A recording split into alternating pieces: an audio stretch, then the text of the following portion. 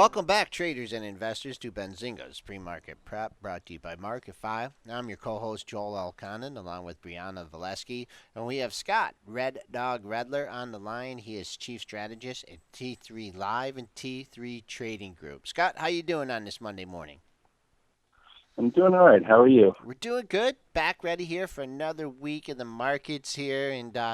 Well, Wednesday things were looking terrible. The yuan devaluation, effect on the markets. But, of course, the buy the dippers come in. We rally. We not quite end the week on the highs here. But is this a kind of reversal that you like? Is this solid technical rally to build a base to move higher?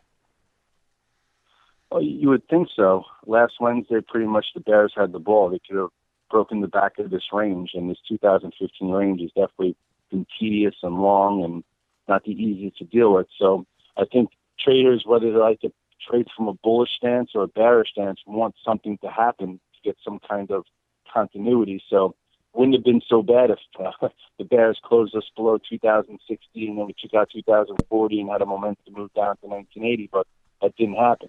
So, you had that red dog reversal, which we've been talking about the strategy so many times, where, it traded below that 2063, 2067, reclaimed it, so gave you a great trade that Wednesday if you were looking for it.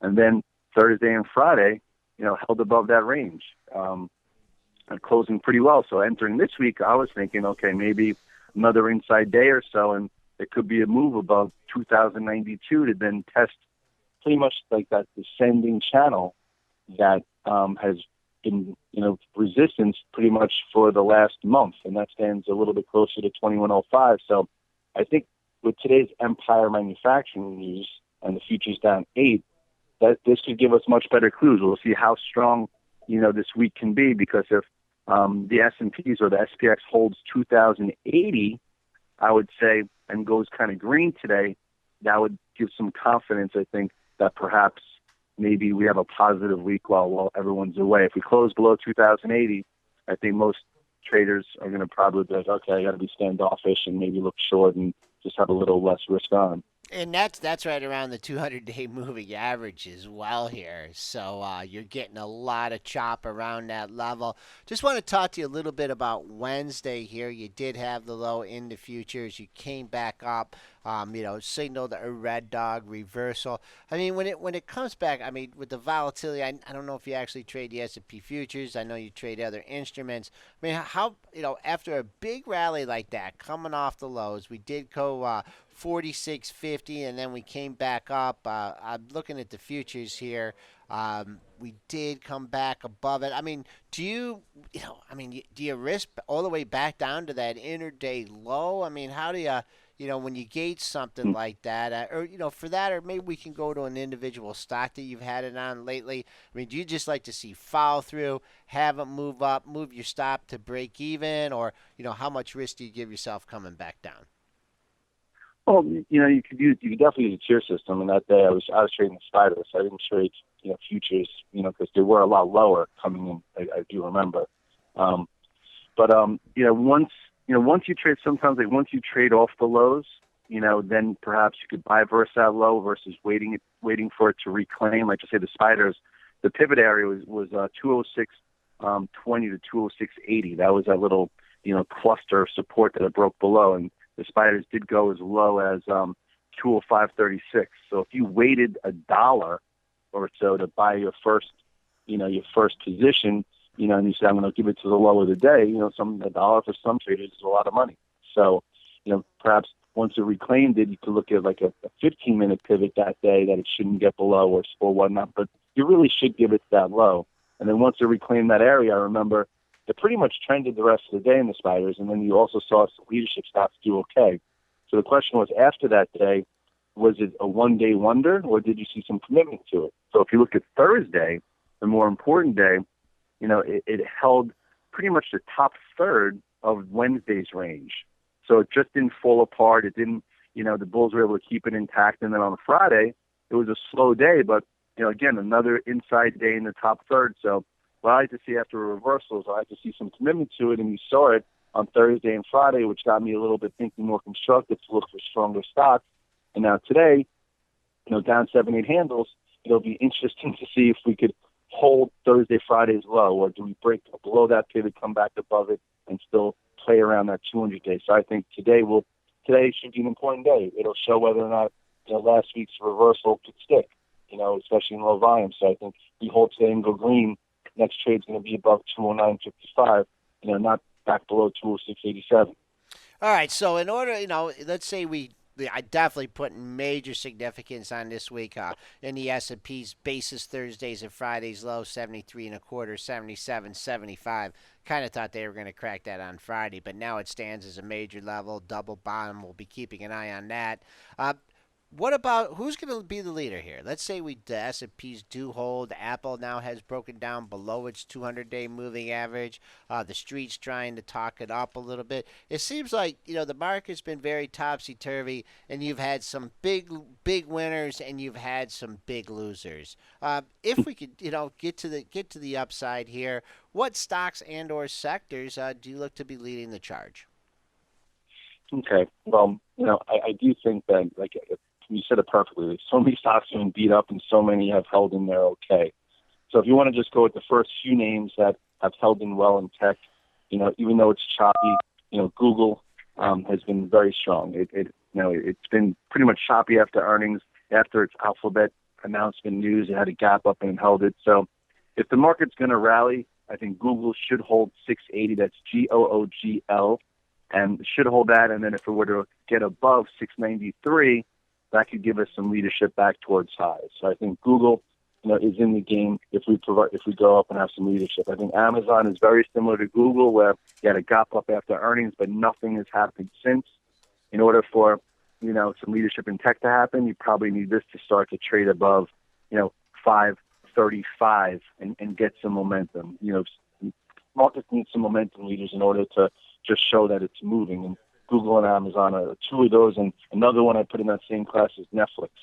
Netflix has had an unbelievable move. It's held above all the moving averages. Recently it held 118. So, this has to continually hold 118.5 in order to, be in the game for new highs. So those three stocks I think are important for momentum. And then on the opposite side, stocks that can't be a headwind if we're going to rally. Apple, just it can't get back below 112-ish. If Apple starts to go back below 112-ish, chances are, people are going to notice, and that's going to change the psychology. So I think if Apple is going to it might not be a leader, but not a headwind, it's got to hold that. And if it starts getting above 116.50, there's a chance that it could float up and retest a 200-day, which would also help a little bit psychological-wise and S&P-wise. So I feel like in the tech spot, that's my thought on Google, Amazon, Netflix, and then Apple. Are you subscribing to the Kramer theory, the FANG theory? Because you got the Amazon, the Netflix, and the Google there. The only one you didn't talk about was Facebook. Well, that was my next thing I was going to talk about. Facebook is the only constructive-looking name in social media, a name where a lot of money is hidden. If the market's going to be any good, last week I talked about 91.80 holding, and they had a red bell reversal around that 91.80. And if that is support, there's a chance that buyers come back. If this thing starts getting above 96, it could provide some momentum. So I don't know if he reads my note, but I guess we all look at a lot of the same things. But those are you had the four horsemen or the three horsemen of every single few years, and these are the ones acting best.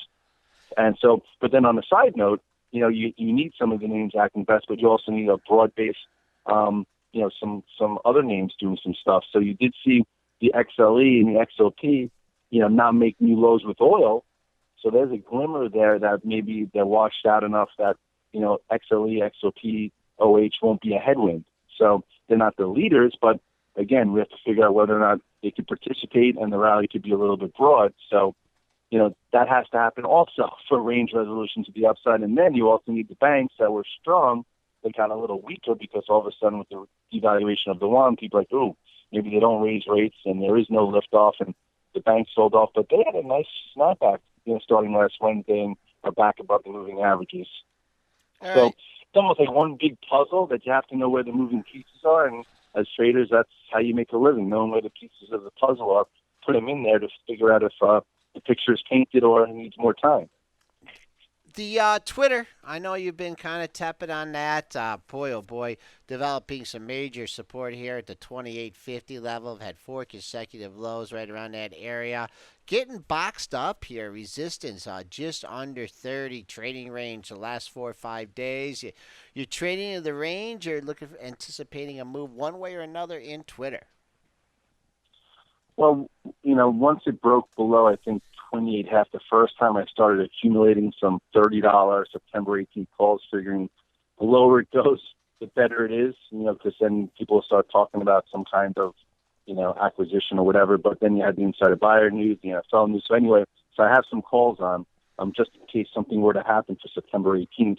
But then, it's on my radar as a trade. If it happens to get above 29.90, I'm not stuck in the name. It gets above there with some volume. Perhaps you get a tradable move back to 31.5 to 32. I think you can't expect too much, but if something happens bigger, great. If it breaks below 28.5, I think it's just going to, lose interest again. And then the next time there's a catalyst, will probably be at new lows again. So as long as it holds 28.5, I think there's a potential of a trade, above that, 29.90 for, 4 or 5%, which is definitely to pay some traders' goals. We're talking about, some big winners, some big losers. Before we move on to the big winners here, I mean, this move in Pandora as of late here, just off the earnings, the gap and the go here. I mean, a lot of times the stock stages some rallies and just gives it all back. They hit some good metrics last time. Any thoughts on Pandora? It's funny. Pandora, I put in I write a note every year, 8, 9 stocks, and I put that on as a potential winner slash takeover acquisition, and now it's right back to almost where it started the year. It's down a little bit higher. Things change, and when stocks have a gap like this, like you had after earnings, and so many people are writing it off for nothing. The gaps lead to new directions if they're supported. And then look at Pandora; it's been above the 8-day for a while ever since then. So it's trapped the shorts, keeping momentum. So from here, after a move like you just saw from, what is that, 15 to almost 20, I wouldn't be chasing it. But now if the moving averages catch up and it continues to hold above 18-ish, perhaps there's another trade there. If all of a sudden the numbers are decent and it could be a potential takeover, and you see Apple trying to show that their business model makes sense, it creates an interesting dynamic. We've been on the line with Scott Red Dog Redler. He's a chief strategist at T3 Live and T3 Trading Group. He joins us every Monday morning at 9 o'clock to give us his perspective on the markets. Great information, Scott. We'll talk to you again next week. Sounds great. Have a great week.